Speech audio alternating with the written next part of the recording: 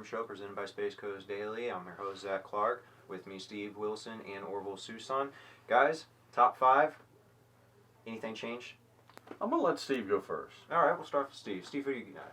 Why, so you can copy off me what I say. All right, I'll go that first. That doesn't surprise me. Okay. No, I'm going I'll first. I'll No, go I'm first. going first. All right. I'm going first. You know, it's not a lot of change. I gave you an opportunity every week as I went first so you could copy and have a great record. So now I'm giving you the opportunity to help me. And, well, I know you need all the help you can get. Absolutely. There's no question about that. So. Absolutely. Zach asked if there were any surprises. Not really. Everything's kind of taken shape as we expected. I have checking in at number 5. Yes, it's a true top 5 this week. Merritt Island Mustangs. We watched them play Titusville last week. They run the ball. They pass the ball. They play defense. They're a good football team. We're going to find out just how good they are this week when they play Palm Bay, but I have them checking in at number 5. The Viera Hawks at number 4. Orville and I went to Martin County last Friday and watched them bring home a win to Brevard County. They didn't play their best game of the year. There's no question about that. They dropped a number of passes, which was uncharacteristic, but they played defense. They caught the passes they needed to win the football game. I have them at number 4.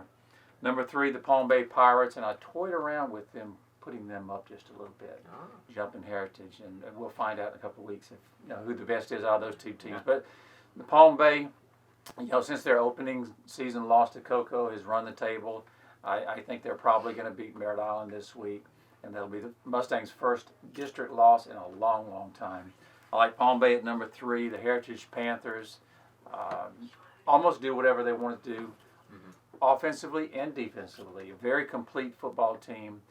We say it every week, I'd love to see Heritage and Cocoa play. It's not going to happen, but I have the Panthers at number 2.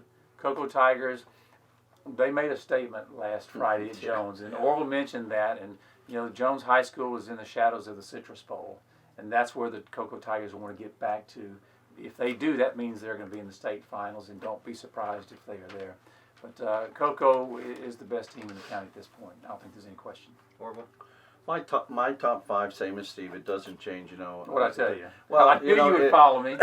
Excuse me. We can go ahead and cut the segment now. It makes it easy when they're no-brainers. Both of our brains together, we're working on a no-brainer thing here. Yeah. And again, I have Holy Trinity at number 6 as just an honorable mention because I think for a small school, Nate Hooks and his staff are doing such a wonderful job down there with them young men. And he's building those guys into character football players, and they're believing that they can win. Their big thing, like Steve said earlier, their big game's going to be John Carroll in 2 weeks, and that will be if they beat John Carroll, we know they're for real, and because John Carroll's a very tough football team. But I got Holy Trinity at the 5.5. And then they got Merritt Island. They had a big. That's a first. Okay, 6 then. All right. No, 5.5's good. Okay, well. Half a brain, half a pig. That makes sense. That makes sense then. Merritt Island with a big win over Titusville, 33-0.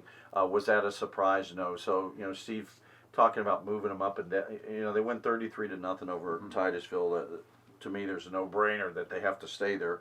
Viera Hawks, a big district win over Martin County. We looked at Martin County's record, 6-1. You think, wow, great football team.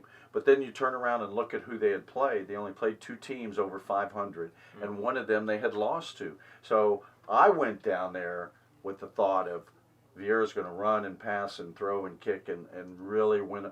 Martin County played a very good ball game, but like Steve said, uncharacteristic things happened to Viera. They dropped some passes that normally those young men don't drop, which would have made a lot of difference.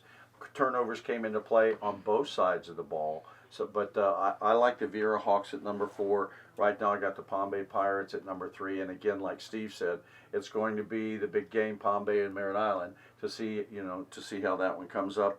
Heritage with a big win over Sebastian River. I think that was the big win of the week there because Sebastian River, a very good football team.